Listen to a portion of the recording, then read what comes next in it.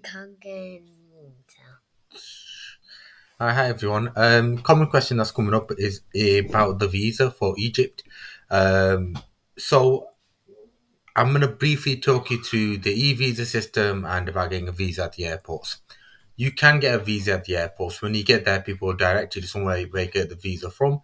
The visa is $25. According to the Egyptian authorities, you'll pay the equivalent. So if that's £20, that's what you're going to pay.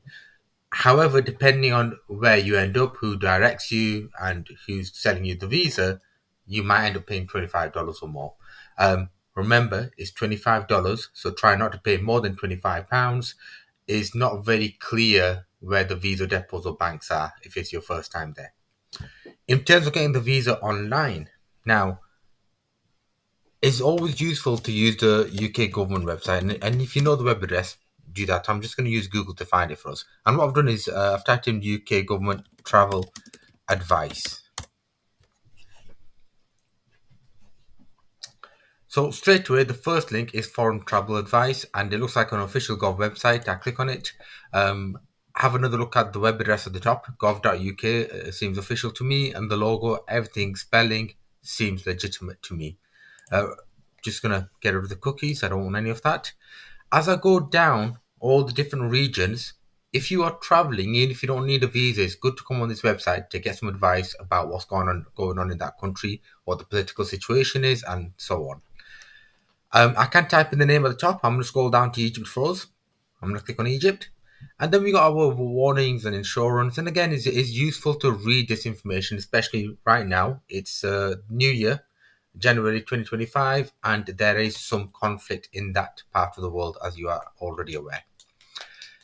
But I want entry requirements. So I click on entry requirements. It tells us a bit of information about what's required, and any sort of restrictions and so on might be on here as well. But what you're looking for is the online getting an e-visa in advance. So I click on it. Goes to the official Egyptian website for us. This is a bit secure, is a bit better because there's a UK government website. You're less likely to end up on a different website when you're applying for it. Now, when you do come here, when I do click on get your e-visa now, I've done this before. You've got to create an account. I hate having to create accounts, but you do have to create an account with them. When you create an account, double check your email address and make sure it's an email address you can have access to. For example, if it's the email address for your workplace and you're soon going to be leaving work, you don't want it to ping through on your work email address, which is now blocked and you don't have access to. Once you create an account, we log in, you fill in the details as it asks you to do, and you submit it.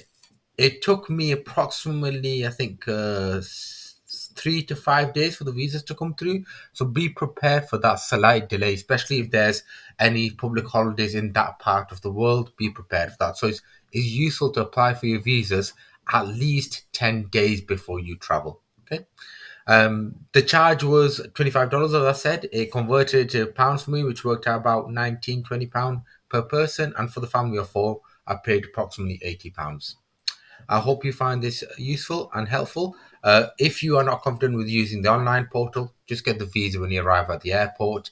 There'll be staff dotted about. If there's anybody from organizations like TUI or EasyJet, just ask them. I'm sure they'll be able to point you in the right direction.